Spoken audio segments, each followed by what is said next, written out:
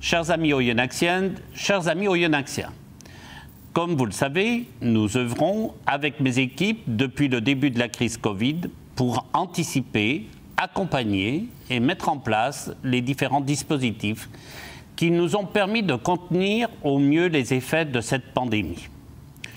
Nous sommes intervenus, bien entendu, à tous les niveaux, aussi bien sanitaires, avec notre soutien au centre hospitalier et au corps médical, que scolaire, avec la mise en place d'équipements de prévention des risques de contamination dans les écoles ou d'une plateforme de soutien pédagogique durant tout l'été. Qu'économique, avec des opérations de soutien financier aux divers commerçants de la ville, des annulations de loyers ou de redevances, et la gratuité des parkings, que de l'animation avec le déploiement de la plateforme d'été que je vous ai présentée la semaine dernière. Bien entendu, je ne vais pas vous lister toutes les opérations que nous avons menées depuis le début de cette crise. Simplement pointer du doigt l'impact économique que cette pandémie aura sur les finances de notre ville. Je vous annonçais dernièrement qu'à ce jour, le Covid-19 avait déjà pesé lourdement sur notre budget à hauteur d'environ 1 million d'euros. Pour être plus précis, ce sont 500 000 euros qui ont été consacrés aux différentes actions que je vous ai citées précédemment. Et 500 000 euros de perte de recettes liées au manque d'exploitation des cinémas, des services municipaux comme les cantines ou les activités périscolaires. Ce sont également des redevances comme le stationnement ou l'occupation du domaine public qui ne rentreront pas dans les caisses de la ville comme habituellement. Certes, je vous décris là les conséquences directes de la crise et vous me direz que ce n'est que passager. Mais nos craintes vont au-delà et les inquiétudes sont à venir. En effet, notre engagement et l'ambition que je porte avec mon équipe pour transformer notre ville, la rendre plus agréable à vivre, plus sûre, plus animée, plus solidaire, nous a valu le soutien permanent de nos partenaires institutionnels. Tant et si bien que la moyenne de nos projets sont aujourd'hui subventionnés à hauteur de 25%. C'est un pourcentage important, le double de la moyenne nationale, et qui traduit bien sûr notre dynamisme et notre détermination à mener à bien notre programme municipal tout en contenant les finances de la ville. Car depuis 12 ans, mes chers amis oyonnaxiens, nous n'avons jamais augmenté la fiscalité locale et nous ne l'augmenterons toujours pas dans le mandat à venir. Mais toutefois, je redoute que les capacités de nos partenaires ne soient à leur tour limitées. L'État, la région, le département ou l'agglomération annoncent d'ores et déjà des restrictions sur les dispositifs d'accompagnement budgétaire et les subventions à venir. Il nous faut donc, comme à notre habitude, anticiper et intégrer ces données qui nous permettront de passer ce cap difficile et limiter ainsi la casse. Mais côté finances, qui de mieux pour nous expliquer et nous exposer concrètement les choix et les objectifs de la municipalité que celui qui reste également dans cette nouvelle équipe pour ce troisième mandat. C'est bien sûr Jean-Jacques Matz, mon adjoint aux finances, qui portera cette immense responsabilité, mais avec ma seule confiance.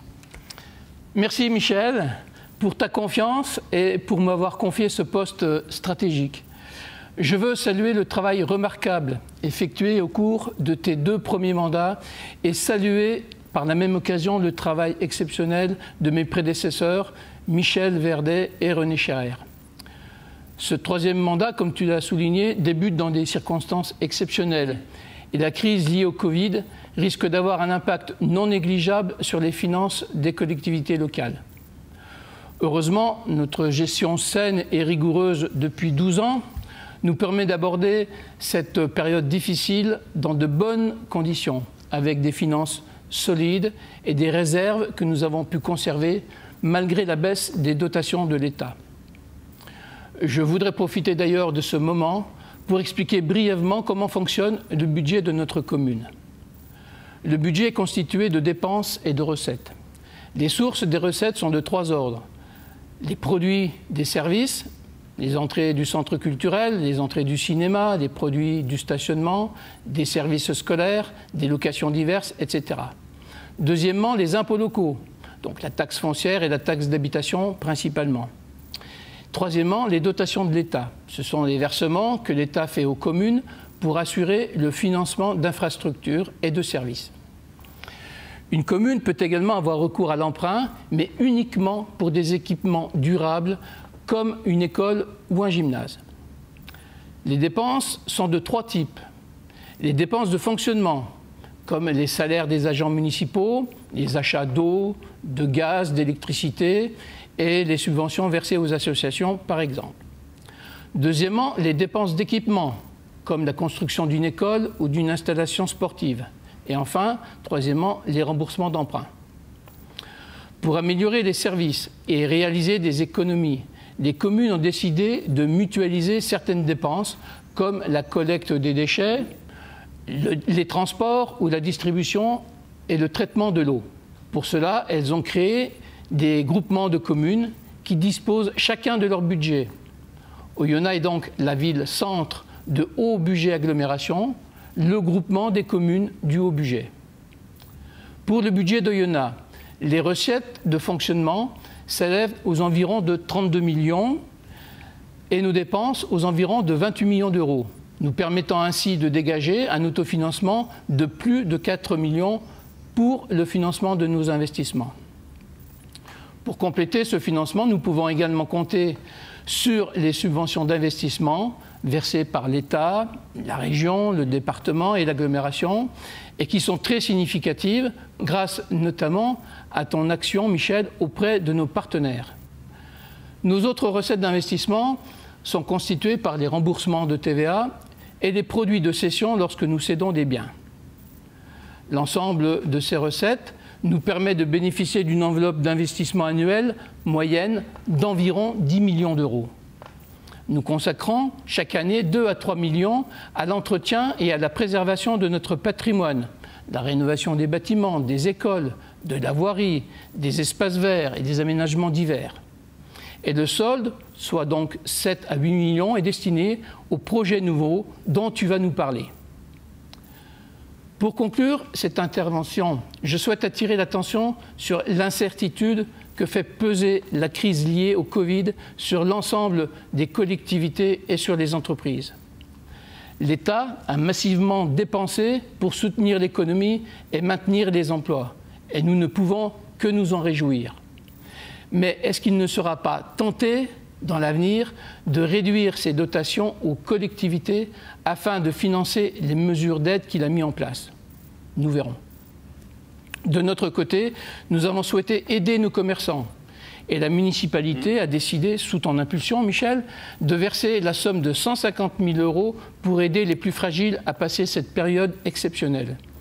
C'est donc à ce jour 88 commerces qui ont pu bénéficier d'une aide comprise entre 1 600 et 2 100 €.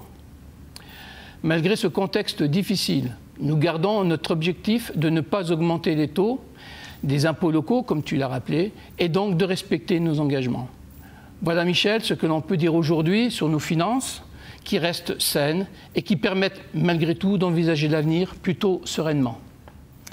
Merci, mon cher Jean-Jacques, pour ces explications à la portée de tous et qui nous permettent d'apprécier parfaitement la rigueur budgétaire dans laquelle nous évoluons. Toutefois, je tiens à rassurer les Oyonnaxiennes et les Oyonnaxiens, car malgré les inquiétudes et les contraintes que tu as soulignées, mon cher Jean-Jacques, nous finaliserons les projets en cours que sont Valexpo, qui est un investissement d'environ 11 millions d'euros, la rénovation de l'école Jean Moulin et l'Églisette, qui consommera encore cette année 1,7 million pour un coût global d'environ 4 millions. Il y a également un poste important à venir avec le nouveau programme national de renouvellement urbain pour lequel la ville devra débourser près de 23 millions d'euros principalement pour les aménagements urbains de la plaine et les équipements publics.